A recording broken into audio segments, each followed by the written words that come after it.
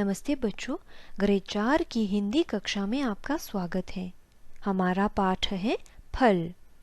हमारे उद्देश्य हैं प्रश्नोत्तर, दार प्रत्यय जोड़कर कुछ विशेषण शब्द बनाना, अकारांत पुल्लिंग शब्दों को बहुवचन बनाना। चलिए शुरू करते हैं। प्रश्नोत्तर अभ्यास। बच्चों, इस कार्य में मैं आपसे फलों से जुड़े कुछ प्रश्न पूछूंगी। आप सही उत्तर अपनी कॉपी में लिखिएगा। आपको समय दिया जाएगा। फिर अंत में मैं आपको सही उत्तर भी दूंगी ताकि आप सुधार पाएं। पहला प्रश्न, कीवी कैसा फल है? क देशी, ख विदेशी, ग जंगली। सोचिए बच्चों, कीवी कहाँ से मिलती है?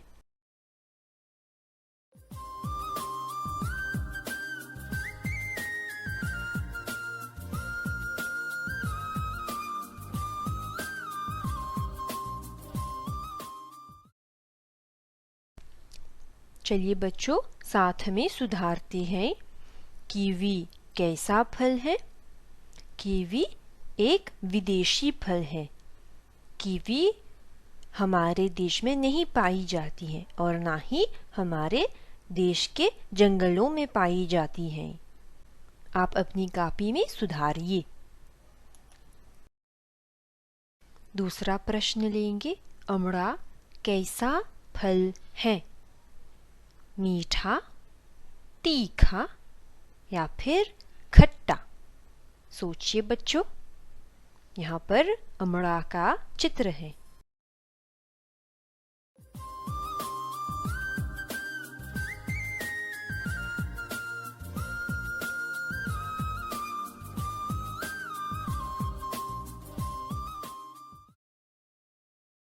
चलिए अब सुधारेंगे।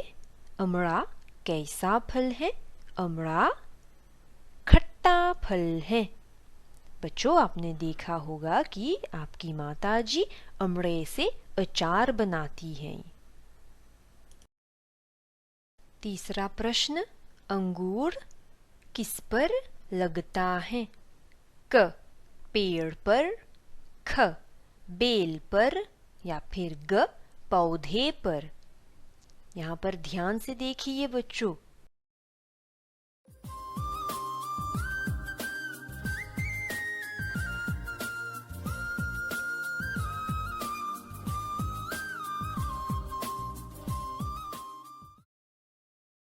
कॉपी में सुधारिए। अंगूर किस पर लगता है? अंगूर बेल पर लगता है। इस चित्र में देखिए बच्चों, अंगूर की बेलों को तारों पर बांध दिया गया है। चौथा प्रश्न, हम किस फल से अचार बनाते हैं? क शरीफा, ख आम या फिर ग लीची?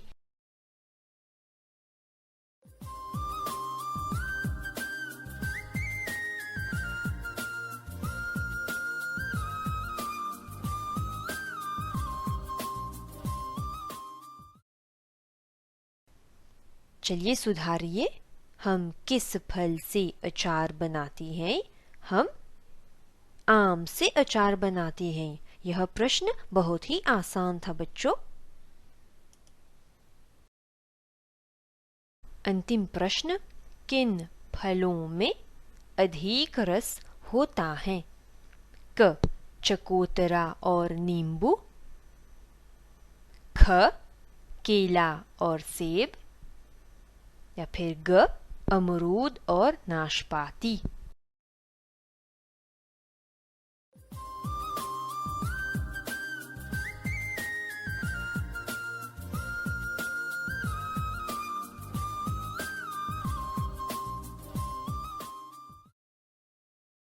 चलिए सुधारिए। किन फलों में अधिक रस होता है? उत्तर है क चकोतरा और नींबू। चकोतरा और नींबू को हम रसदार फल कहते हैं। चलिए आगे मैं आपको दार प्रत्यय लगाकर विशेषण बनाना सिखाऊंगी। दूसरा अभ्यास विशेषण पर आधारित है।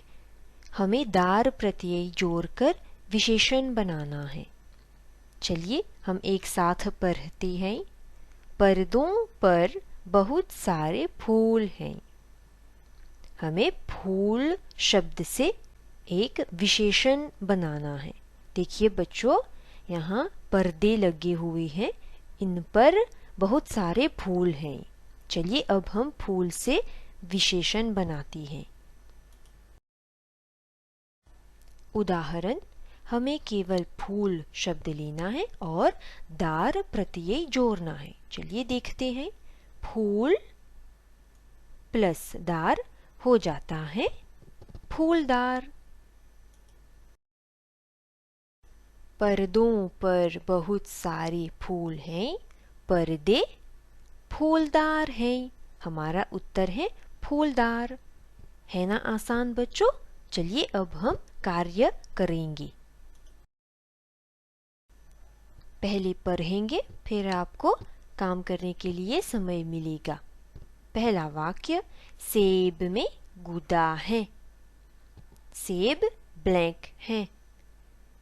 पेड़ के नीचे छाया है। पेड़ ब्लैक है। लीची में रस है। लीची ब्लैक है। अनार में बहुत दाने हैं। अनार ब्लैक है। अंतिम वाक्य, बेर की डाली पर बहुत कांटे हैं। बेर की डाली ब्लैक है। भूलिएगा नहीं, आपको दार जोड़कर विशेषण बनाना है।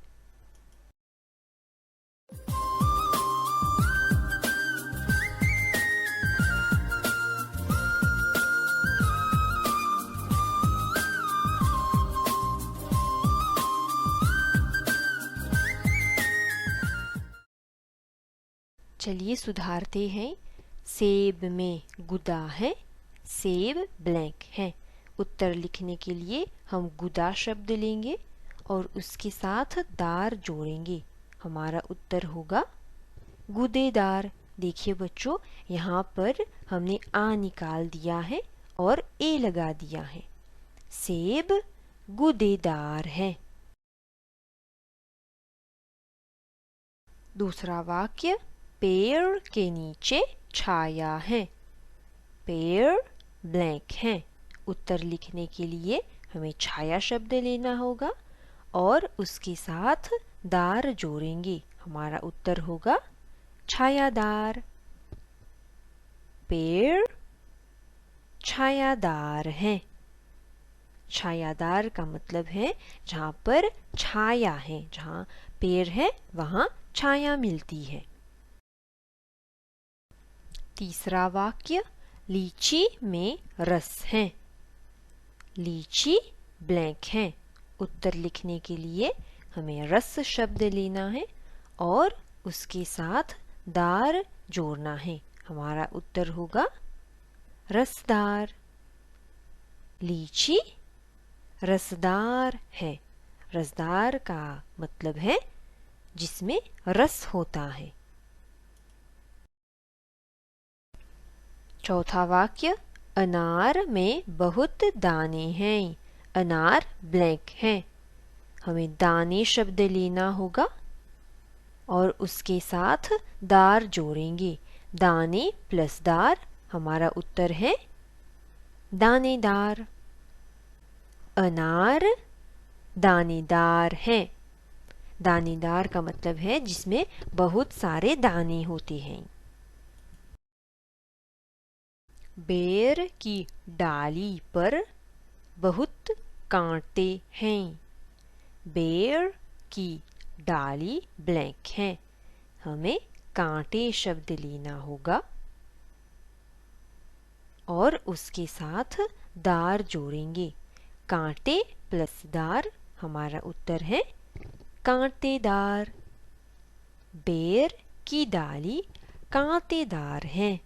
कांटेदार का मतलब है जिसमें बहुत सारे कांटे होते हैं। अब मैं आपको अंतिम अभ्यास समझाऊंगी। अकारांत पुल्लिंग शब्दों को बहुवचन में डालना। अकारांत पुल्लिंग शब्द उस शब्द को कहते हैं जिसके अंत में अ वर्ण हो। इसका मतलब यह है कि जब हम एक पुल्लिंग शब्द कहते हैं और उसके अंत में अ सुनाई दे, तब हम उस शब्द को अकारांत पुल्लिंग शब्द कहते हैं। चलिए अब अकारांत पुल्लिंग शब्दों के उदाहरण देखते हैं। नल, मित्र, फल। इन 3 शब्दों के अंत में हमें अ सुनाई देता है। चलिए अब अकारांत पुल्लिंग शब्दों को बहुवचन में लिखते हैं। एक वचन, बहुवचन। नल, यहाँ एक नल है और यहाँ पर 2। नल शब्द को बहुवचन में लिखना बहुत ही आसान है। याद रखिए बच्चों, जब हम अकारांत पुल्लिंग शब्दों को बहुवचन में लिखते हैं तब हम उनके साथ कुछ भी नहीं जोड़ते हैं, उनमें कोई भी परिवर्तन नहीं आता है। नल का बहुवचन शब्द है नल। देखिए इसमें कुछ भी नहीं जोड़ा गया है। चलिए एक और उदाहरण देखते हैं। मित्र, मित्र के अंत में अवर्ण सुनाई देता है। मैंने कहा था बच्चों, अकारांत पुल्लिंग शब्दों को बहुवचन में लिखने के लिए हमें कुछ भी नहीं जोड़ना चाहिए, यह अपरिवर्तित है। मित्र का बहुवचन शब्द है मित्र, इसमें कोई बदलाव नहीं है। एक और उदाहरण लेंगे बच्चों। फल, इस शब्द के अंत में हमें अवर्ण सुनाई देता है। मैंने कहा था बच्चों, अकारांत पुल्लिंग शब्दों को बहुवचन में लिखने के लिए हमें कुछ भी नहीं जोड़ना चाहिए। फल का बहुवचन शब्द है फल। अकारांत पुल्लिंग शब्द कारक सहित। एक वचन, बहुवचन। नल, नल से। बच्चों, अकारांत पुल्लिंग शब्द के साथ जब कारक लगता है तब उस शब्द में बदलाव आता है। क्या बदलाव आता है, चलिए हम देखते हैं। ओ, हमने शब्द के साथ ओ जोड़ा है। नल, नलों से। याद रखिए बच्चों, अकारांत पुल्लिंग शब्द के साथ जब कारक आता है तब हम उस शब्द में ओ जोड़ते हैं। और 2 उदाहरण लेंगे। मित्र, ब्लैंक ने। मित्र अकारांत पुल्लिंग शब्द है और यहाँ ब्लैंक के बाद ने कारक लगा है। मैंने कहा था बच्चों, अकारांत पुल्लिंग शब्द के साथ जब ने आए, जब कारक आए तब उत्तर में परिवर्तन आता है। तो फिर हमारा उत्तर क्या होगा? मित्रों ने। मित्र, मित्रों ने। यहाँ पर मित्रों में ओ लगा है। अंतिम उदाहरण देखेंगे। फल, ब्लैक में। यहाँ पर फल अकारांत पुल्लिंग शब्द है और ब्लैक के पास में कारक लगाया गया है। हमारा उत्तर क्या होगा बच्चों? फल, फलों में।